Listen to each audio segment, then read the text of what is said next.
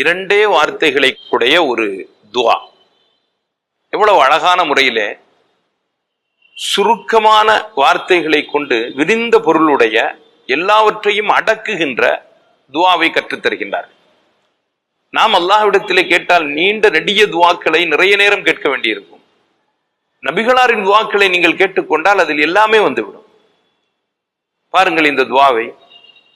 அல்லாஹும்ம ஹ்தினி வஸத்தித்னி, யா அல்லாஹ் எனக்கு நேர்வழி காட்டு, அந்த நேர்வழியில் என்னை நேராக நிலைத்திருக்கச் செய்.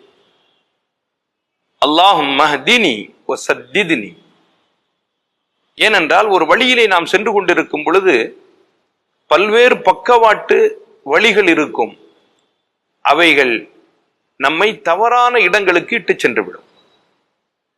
சத்தித் என்ற வார்த்தை இருக்கின்றதே, சதாத், இது எதற்கு சொல்லப்படும் என்றால், மூங்கில் குச்சில் இருந்து அம்புகளை தயார் செய்யும் பொழுது அந்த மூங்கில் இருக்கின்ற கணுக்களை சீவி விட்டு நேராக ஒரு குச்சை எடுப்பதற்கு, ஒரு அம்பை எடுப்பதற்கு ஒரு மனிதன் முனைகின்றான் அல்லவா, சரி செய்கின்றான் அல்லவா, இதற்கு சொல்லப்படும்.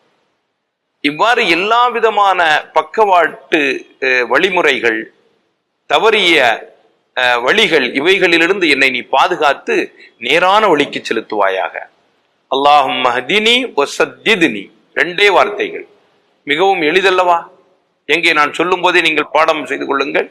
அல்லாஹும்ம ஹ்தினி வஸத்தித்னி சொல்லலாமே. அல்லாஹும்ம ஹ்தினி வஸத்தித்னி, யா அல்லாஹ் எனக்கு நேர்வழி காட்டுவாயாக, அந்த நேரான பாதையில் என்னை நிலைத்திருக்க செய்வாயா, நான் எந்த வழிகட்டிற்கும் சென்று விடக்கூடாது. ஓதி நாம் அல்லாஹ்விடத்திலே அருள் பெறுவோமா? அஸ்ஸலாமு அலைக்கும் வரஹ்மத்துல்லாஹி வபரகாத்துஹு.